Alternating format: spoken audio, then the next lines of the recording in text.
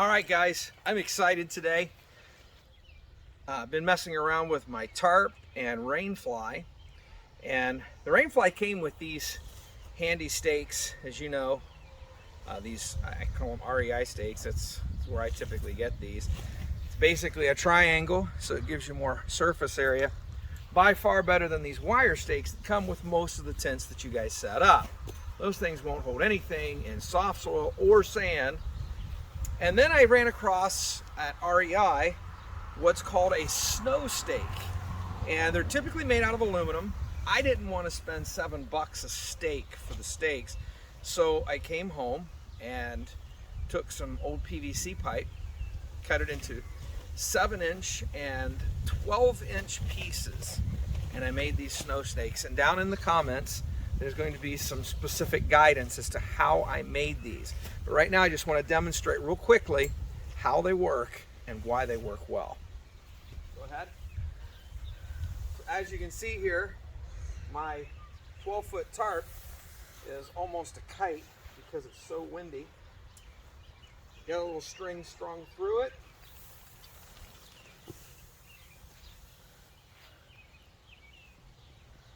What? We're going. What does this mean? Oh, we're going. This means we're gosh. No, this.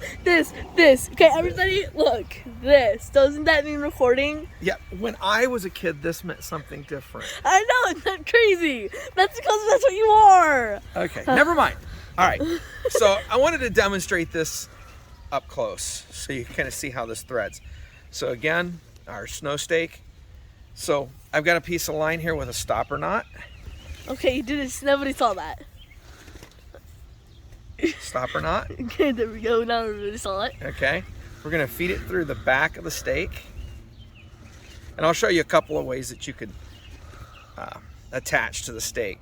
So that goes through. Stopper knot stops right there at the hole. Yeah. So it locks it. Yeah. Okay. I went the wrong way. Oops. We'll get this right here in a second. Okay, so it goes through and stops. Okay, right there. Now I can determine which of these holes. I only put 2 holes in this one. We're gonna go to the bottom one. When I drive this into the ground,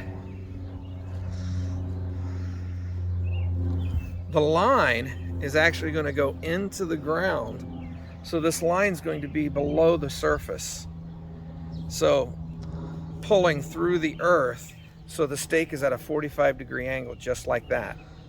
And then there's going to be a loop out here. And this is what your tarp line or your soft shackle coming off of your tarp is going to hook to, so that this stake is pulling against the earth. I hope that makes sense. Okay, so just going to demonstrate this stake. We're going to get it in here at about a 45-degree angle. 45-degree angle.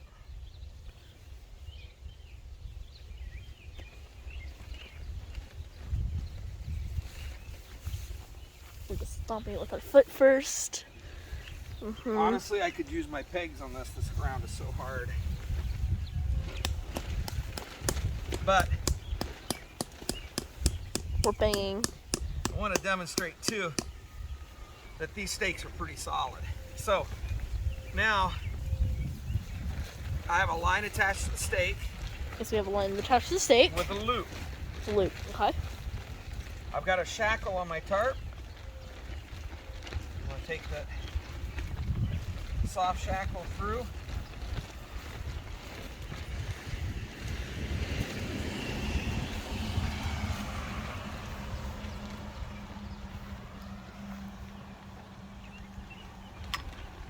Are you close? So you can see I left some line so we can show you just,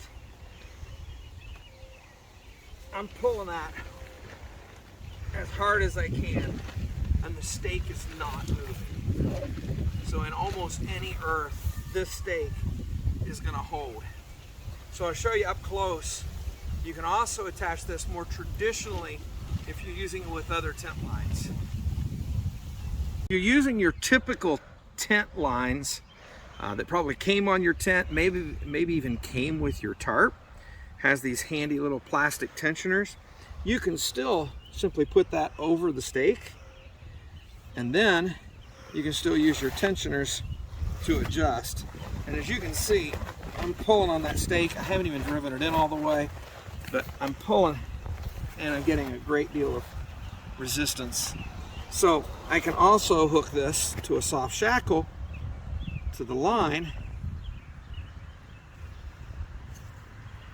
and that is pulling on against the stake several inches in the ground. And when I pull on that, I can put all of my weight into it, and that stake is not going anywhere. All right, so if you're going to use such a tenacious tent stake, you're going to want to be able to pull it back out of the ground. It's actually pretty simple, because remember, the stake is effective because of the resistance against the earth that it's pulling against. So when you pull the stake out exactly in the direction in which it was driven, it's going to come right out. So we're just going to stick a pole through that at about a 45-degree angle, put it into my shackle, and we're going to pull the stake exactly as it went in. It comes right out of the ground. So I hope that demonstrates the power, the holding power, the ease of use, and then hopefully I've got enough footage where I made these that we can show you how to make these stakes, because one of my gripes with tent stakes is they get lost, they get left behind in the campsite, and so if we leave one of these behind, I literally got this PVC out of a construction dumpster. I have zero cost in these stakes other than the 5 minutes, 10 minutes that it took me to make 4 of them. Brother, do you like my mustache? Does it have my finger? Maybe. So I'm just going to heat the PVC up to the point that it is flexible. And you can see it doesn't take long at all.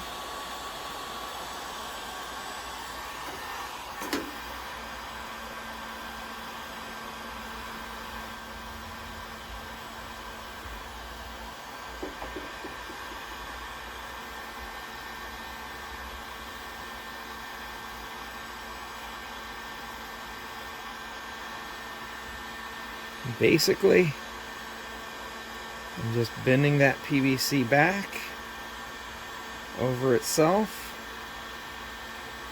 We're going to let that harden just a little bit, and that'll hold its shape. And so we're going to move on to the next one.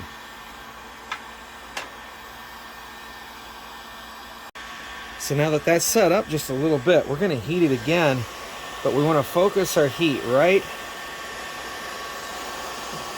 on the inside of that turn, just until we can shape it, because we want this backside to hold the shape that it currently has.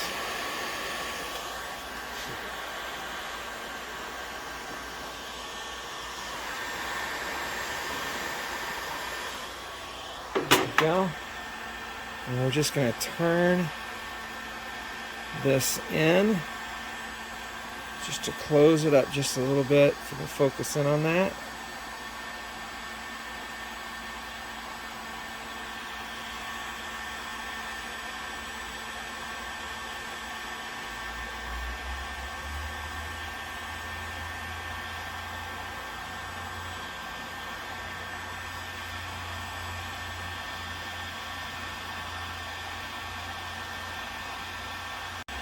Now we're going to finish shaping this over on the belt sander. This doesn't have to be perfect. All we want is enough contour here that when our tarp tie down comes over it, it can't slip up off of the stake.